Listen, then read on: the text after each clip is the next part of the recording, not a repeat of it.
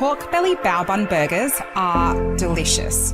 Think crispy pork belly covered in a very sweet, sticky Asian sauce, a really yummy, tangy slaw, and the most delicious fluffy steamed buns.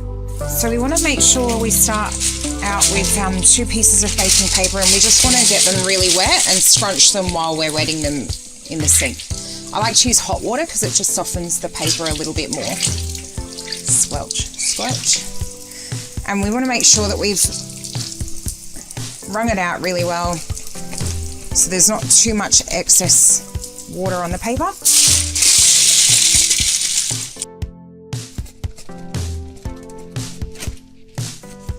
Like that.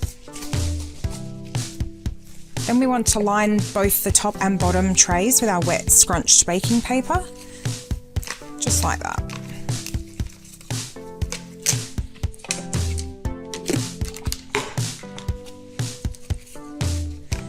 And I like to just make sure that these air vents on the side are kept clear so that steam can safely escape.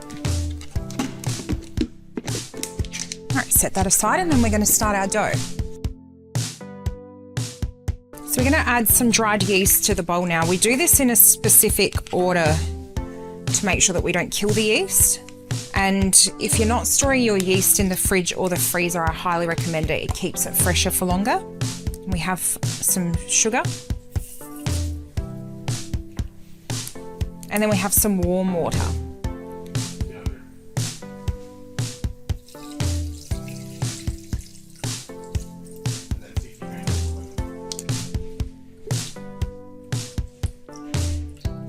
We're going to give that a little mix.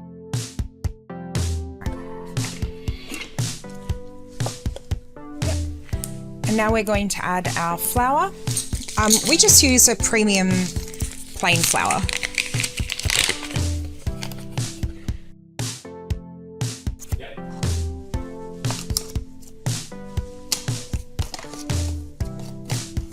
And now we do it in this order so that when I add the salt, it doesn't kill the yeast. So I like to just make sure that I don't accidentally get it on the yeast there. And then I'm going to set my mixer to knead it by using the dough function on the Thermomix. So while this is happening, of course, it's your good opportunity to clean your kitchen and get ready for the next step.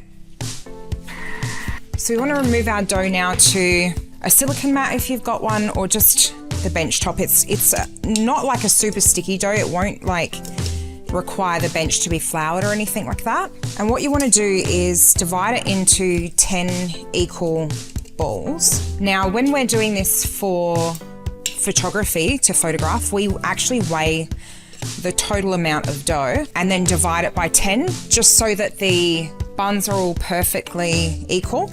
But if you're not super fussed about presentation or making sure that everything is perfectly equal, you can just do what I'm doing, where you kind of roll the dough out into a bit of a log or a sausage, and then divide it into 10 rough portions. 1, 2, 3, 4, 5, 6, 7, 8, 9, 10.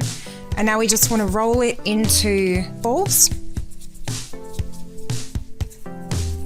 like so. And we want to put 4 on the bottom and 6 on top.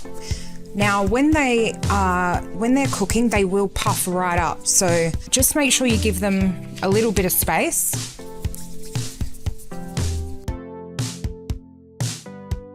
And then we want to do 6 on top, like I said.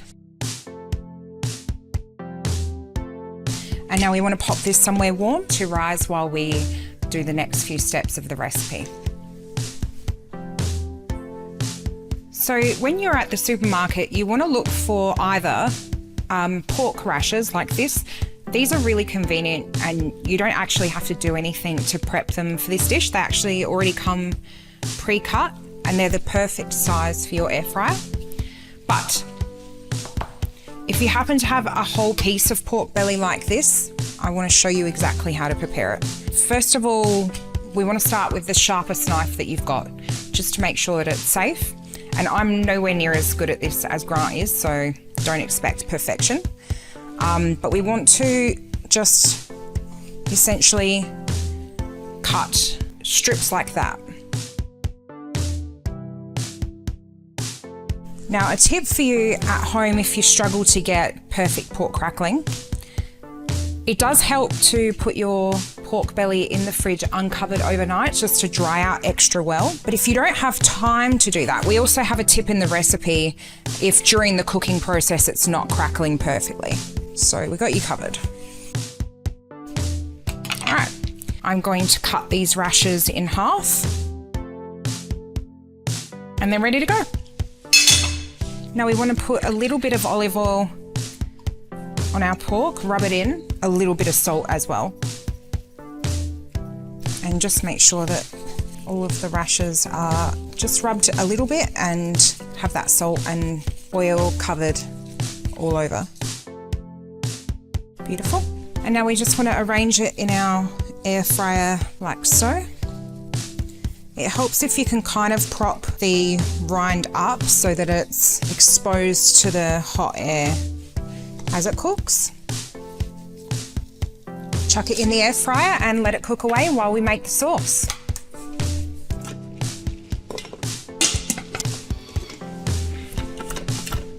So we've chopped the garlic now, and the cool part about this is that you don't have to actually wash the bowl between making the buns and the sauce. In fact, the little bit of flour that's left over in the bowl actually helps to thicken the sauce while it cooks.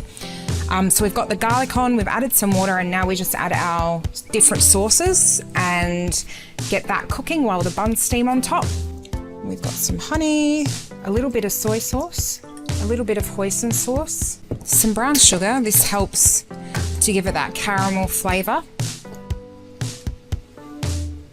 Some sesame oil, a dash of rice wine vinegar, and optionally you can add the sriracha sauce. I actually highly recommend it. Even if you don't like spicy foods, it's not overly spicy, but it does add a little kick to the sauce that I think is perfect.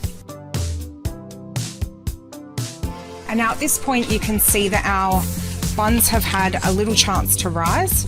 And the cool part of this recipe is that we're actually going to cook the sauce while the buns steam on top, while the pork finishes cooking. So I love this recipe for that reason. And now, of course, we clean the kitchen. And now we're going to just make a very simple salad that goes on the burgers of some julienne carrot, julienne cucumber, and a little bit of fresh lime juice. Now, if you have or are inclined to make it a step further, the Japanese slaw found in the side section of the Dinner's 3 book is phenomenal on these bao burgers. Okay, so our buns are now cooked. They look beautiful, big and fluffy. Our sauce is ready to go. Our pork belly is lovely and crispy, and our salad is made. So all that's left to do is to put the sauce on our pork belly and give it a good stir. Look how beautiful and sticky and thick that is.